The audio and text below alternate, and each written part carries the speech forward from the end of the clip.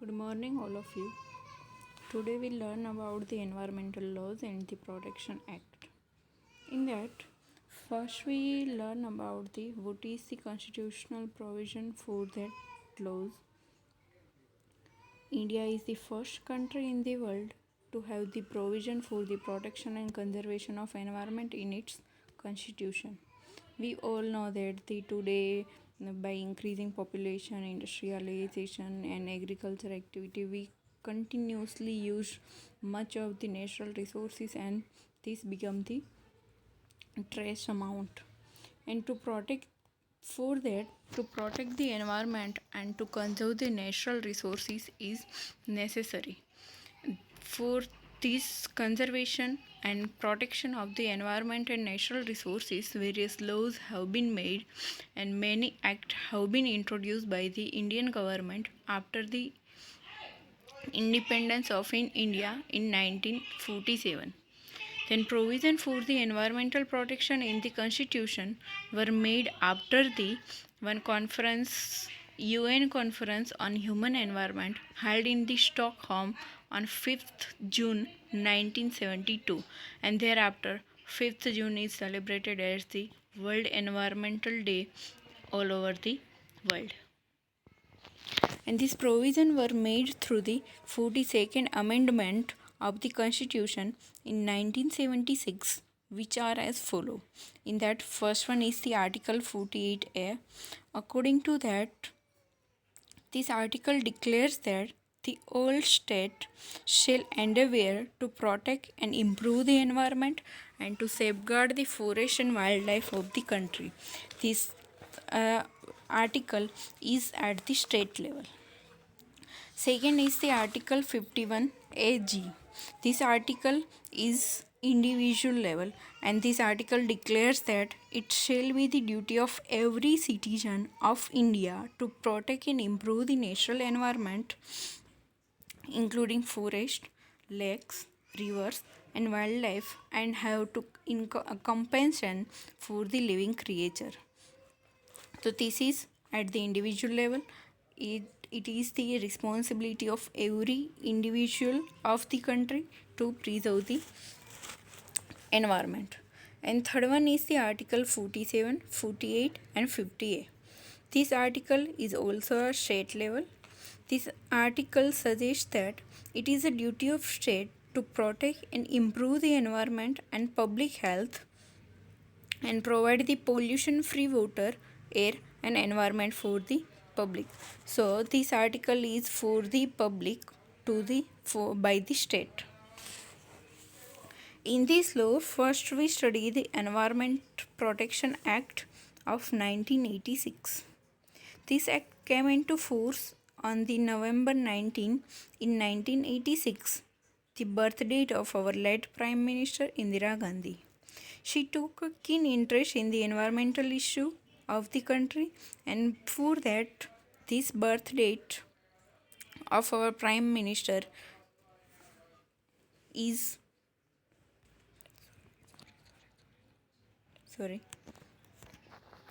and for that her birthday is celebrated as this. This act aimed to protect and improve the quality of environment by the central government with coordination of the state government. So this act is for the whole environment, including soil, water, air, etc. And the main objective of this act is to prevent and control all type of the environmental pollutions. What is the power and function of the central government for this act? In that, first one is to set up the standard of quality of air, water and soil for various areas and purposes. Second is to set up the maximum permissible limit of concentration of various environmental pollutant for different area. This means beyond that permissible limits of pollutant in environment, it is not allowed, and it generates the much pollution which is harmful for us. So we have to maintain this concentration of pollutant below this maximum permissible limit. Third one is to lay the procedure and safeguard for the handling of hazardous substance. For the handling of hazardous substance, there is a specific procedure by which it is handled. Next one is to set up the prohibition on the handling of hazardous substance in different area. In all area, all type of substances is not allowed. To restrict the area where industry operation or processing shall not be allowed. There is particular area where the industries are allowed. For example, in cities near school or college, industries or that type of processes is not allowed.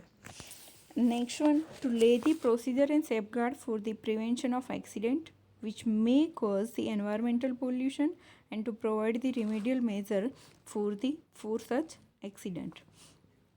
For example, nuclear accident. So for that, proper procedure and safeguard is allowed or put into consideration. For that, we prevent this type of accident, and if this accident occur, then there is a remedial measure available for that. Next one, to examine the manufacturing process, material and substance which are likely to cause the environmental pollution.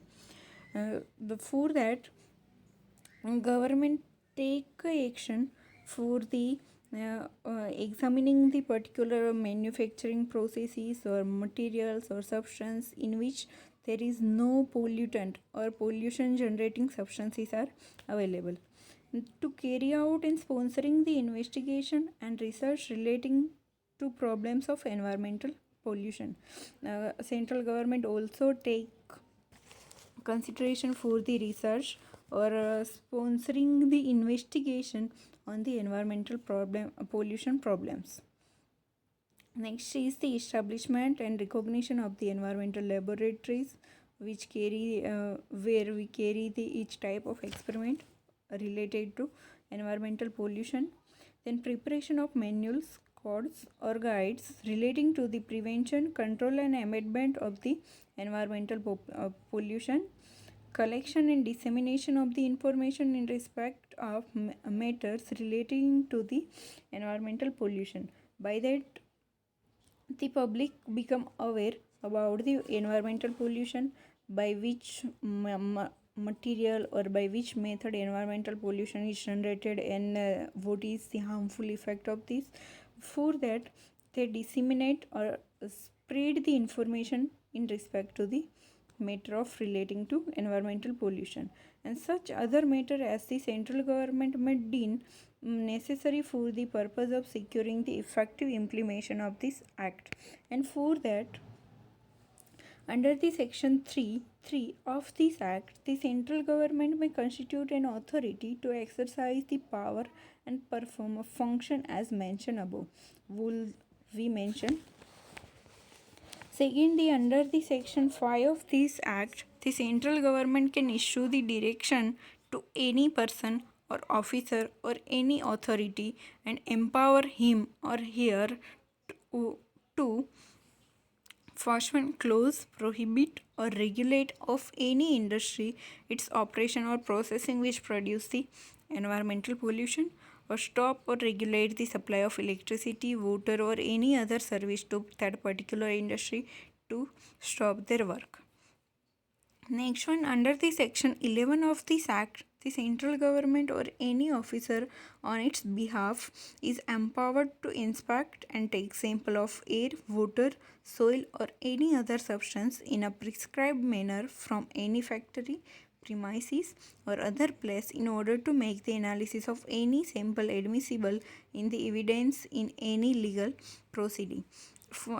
In this, government or their officer have right to take any sample, soil, water, air or any substance from any industry to check for if pollutant is available in that or not. Then what is the function of state government in this act? So under the Environment Protection Rule 1986, the State Pollution Control Board have to follow the guideline provided under the Schedule 6. An important guideline of this Schedule 6 is as follow. First one, to advise the industry in the state to treat their waste before they release into the environment. uh, uh, we all know that the effluent of particular industry has many pollutant, and they release these into the land or water and produce the pollution. So state government has the capacity to advise the industry to treat their waste before they release into the soil or water, encouraging the industry to recycle and reuse their waste. They also has right to encourage the industry to reuse and recycle their waste which are produced during their processing. Then promoting the implementation of clean technology by the industry in order to increase the fuel efficiency and reduce the generation of environmental pollution. By that, they apply the green technology by the industry, by which they increase the fuel efficiency, and by that they produce the least amount of their waste and reduce the pollution. Next is the granting the permission of the discharge of effluent and emission into the environment only after assessing the assimilative capacity of the receiving atmosphere. By that, state government only give right to the industry to release their effluent into the environment by checking the assimilative capacity of the atmosphere. So we already discussed what is assimilative capacity. Is the capacity to tolerate the different stress of the atmosphere. Uh, and the Environment Protection Act in 1986 was amended in 1994 to include the environmental impact assessment of various developmental projects, and these projects have to clearance from the central government prior to the. Next one is the Water Act 1974. This act is for the prevention and control of the pollution. The Water Act was enacted under the Article 2521 of the Constitution as a social welfare measure. And the main objective of this act are to prevent and control the water pollution, to establish the central and state board for the prevention and control of water pollution, and to provide and confer the power and function of the central and state board to restore the wholesomeness of the water, means quality of being beneficial of water is restored. Then in that, what is the function of central government?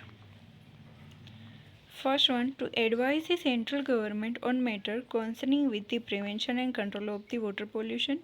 They advise to the central government to control and prevent the water pollution. Then next, they provide the technical assistance and guidance to the state board and sponsor the investigation and research relating to water pollution. They also give sponsorship for the investigation and research relating to the water pollution. Next, to plan and organize the training of person engaged in prevention, control, and abatement of the water pollution. They also provide the training to the person for this control and prevention of water pollution. Then, to compile, collect, and publish the technical and statistical data relating to the water pollution. They compile the data from all different areas of the India, and they publish the technical and statistical data relating to water pollution at what is the effect, then what are the different pollutant which is responsible for the water pollution, and what is hazardous effect of this pollutant. Then to lay down the standard for the stream or well water, at what level we can use this water for different purposes. To plan and organize the nationwide program for the prevention and control of the water pollution. And last one, to establish or recognize the laboratory for the analysis of water sample, trade influent, or any sewage. They establish the different laboratories for the analysis of different water sample for checking the pollution level. Then what is the functions of state government for this act? In that first one, to advise the state government on matter relating to prevention and abatement of the water pollution, as like in central government, the state board advice to the state government on matter relating to prevention and abatement of the water pollution. Then, to plan a comprehensive program for the prevention, control, and abatement of the water pollution, they organize different programs for the prevention and control of water pollution.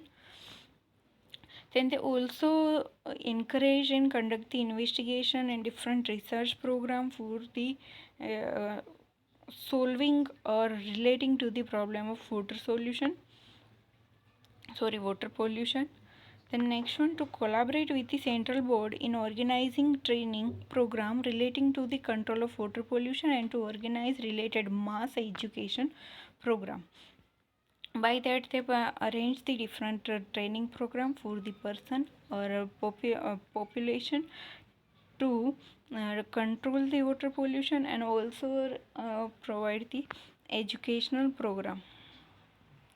Then, to evolve the efficient method of disposal of sewage and trade influent on land or into the water body, and then by that they provide the particular type of method to release the waste of different industry and the sewage of the city. So how to release into the environment like in soil or in water body. Then next, to lay down the influent standard to be compiled with by person while discharging the sewage or sludge or both. By discharging During the discharging of sewage or sludge, the standard should be followed. To advise the state government with respect to the location of any industry which is likely to pollute a stream or well. Uh, in that, the state board advised to state government to respect with respect to the location of any industry. By that, the stream or well water is get reduce pollution. To establish or recognize the laboratory for analysis of water of any sewage or trade effluent, they or establish the different laboratory for study the or analysis of the water of any industry or any process, and to perform such other function as may be prescribed by the central or state government. Then next is the Air Prevention and Control of Pollution Act in 1981. This act was enacted by the Parliament to implement the decision taken at the UN Conference on the Human Environment held at the Stockholm in June 1972. And the main objective of this act are to prevent and control of air pollution. Second, to establish the central and state board for the prevention and control of air pollution. And third one, to provide and confer the power and function of to the central and state board to restore the quality of air. The next, what are the different functions of central government for in this act? First one, to advise the central government and state board about the improvement in the quality of air in issue related to air pollution. In that, central board advise to the central government or and state board for the improvement in the air quality and issues related to air pollution. They also plan and supervise the implementation of nationwide program for the prevention and abatement of the air pollution. The next, they also provide the technical assistance and guidance to the state board and industries for the prevention and control of air pollution.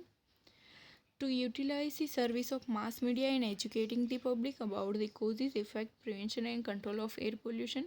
In that, by they use the media to provide the mass education to the public about the control effect or causes of the air pollution. Then, to lay down the standard for the quality of air, what should be maintained, and to establish laboratories for the analysis of air sample. They establish many different type of different laboratories in different area for the analysis of air sample which is released by the industry or many manufacturing. Then next, to plan and organize training of person in the field of air pollution, they give training to the person to maintain the pollution level in the air. Then to collect, compile and publish the technical and statistical data relating to the air pollution. They also collect and compile the air data related to air pollution from the different area and provide or publish in the form of technical and statistical way. For by that it is useful to the normal population, and by that they maintain the air pollution. Then next is the what is the function of state board. In that, state board advise to the state government on matter concerning to the air pollution. Then to plan a program for the prevention and control or abatement of the air pollution. They also identify the area of industry causing or likely to cause the air pollution.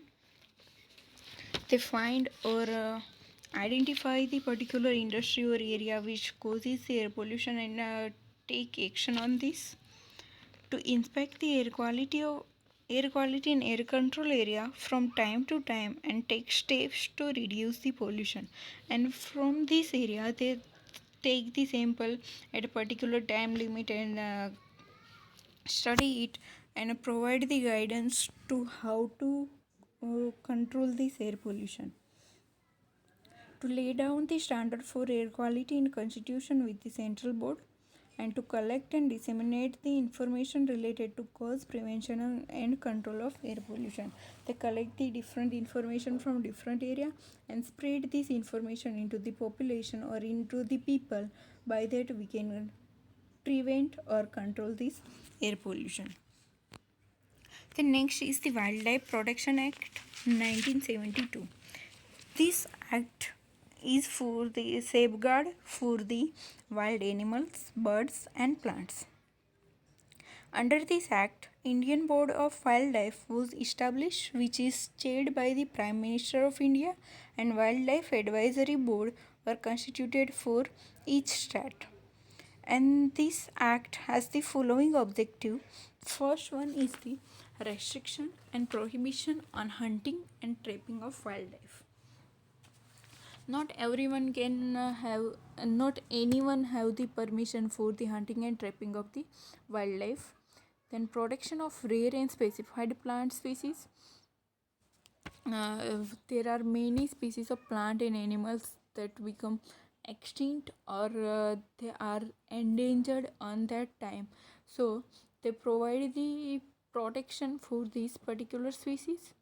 Then preparation of list of endangered, rare and threatened species by the Botanical Survey of India and Zoological Survey of India.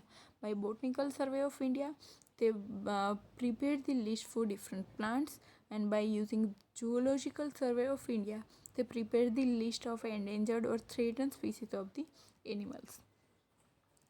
Then for preserving this biodiversity, they are setting up and managing the different national parks, wildlife sanctuaries and biosphere reserve. These all three are prepared or setting for managing the biological diversity or preserving the biological diversity. In that, mostly in national park we preserve the biodiversity related to birds and plants, and wildlife sanctuary we preserve the biodiversity of the different animals. Next is to empowering the zoo authority with control of zoo and captive breeding of the endangered species. By this, they specially take action or specially preserve the endangered species of different animals. Then control of trade and commerce in some wildlife species, wildlife products and trophies. By that, they control the selling or by breeding of wildlife species or wildlife products, and the setting up the guideline for issuing the license for arms in surrounding area of the wildlife sanctuaries. Then impounding of all weapons, tools and vehicles used for committing the wildlife offences. By that they have to right to take the legal custody for using this type of tools into the wildlife offenses, wildlife areas. Then several conservation projects for individual endangered species also made, like the lion in 1972, tiger in 1973, for crocodile in 1974, and brown-antlered deer in 1981 were started under this act. And this act is adopted by all states of India. Then there are some drawbacks of the Wildlife Protection Act 1972. In this drawback, first one is it does not have any local evolved conservation measure. In that there is no any local conservation program for that. In this act, the ownership certificate for the animal article are permissible, like for the tiger or leopard skin. In that particular person how give the ownership certificate, and which very often serve as a tool for illegal trading. By that the illegal trading is increased. And next, the offender of this act is not subjected to very harsh punishment, like the offender can be fined of only rupees 25,000 or imprisoned for only 3 years or both, which is not enough to deal with the poachers and wildlife traders. The last one act is the Forest Conservation Act 1980. The Forest Conservation Act was enacted to safeguard the forest and their conservation. This act is for the preservation of the forest area. And the important provision of this act are as follow. In that, first one is to check the deforestation, which causes the ecological imbalance and leads to the environmental deterioration. By that, we all know that the today deforestation is continuously increasing, and we use the forest land for the grazing or crop production. For that, in this act, there is one provision to check the rate of deforestation, which causes the ecological imbalance and leads to the environmental deterioration. Then puts restriction on the use of forest land for non-forest purpose or conversion of reserved forest into the non-reserved forest. In that, there is one restriction in this act. There is one restriction in that we can't use this forest land for the non-forest purpose, or we can't convert the reserved forest into the non-reserved forest without a prior approval of the central government. Then it also provides the provision for the compensatory afforestation of an equivalent area of non-forest land or double the area of degraded forest for the diversion of a forest land. The next one is the exercise control over the shifting cultivation and encroachment of the forest land. In this, there is the control on the shifting cultivation and encroachment of the forest land. We can't use this forest land for our personal use. Then provides the protection to hilly catchment area, steep slopes and other area which are under the erosion and landslides, and forest area to save the natural biodiversity. This act provides the protection for the catchment area or steep slopes or area under the erosion or landslide. By that we can preserve the natural biodiversity. Then puts the restriction on felling of trees above the 100,000 meter altitude. We can't cut down the trees in that particular area. Then provide the provision for the constitution of an advisory committee to advise the central government with regard to the matter connected with the conservation of forest. Under this act, they provide the advisory committee to the central board and state board to preserve the forest. And last one, they empower the state government to declare any forest or wasteland as a reserved forest where grazing and felling is not allowed.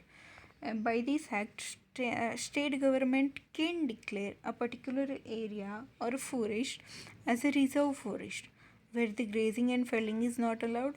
Grazing and felling for the cultivation can also be prohibited on any piece of land for protecting the same from the erosion and maintenance of groundwater. By that, state government also declared the particular area for prohibition of the grazing and fouling for the preservation of preservation of soil from the erosion and maintenance of the groundwater. Thank you. Thank you.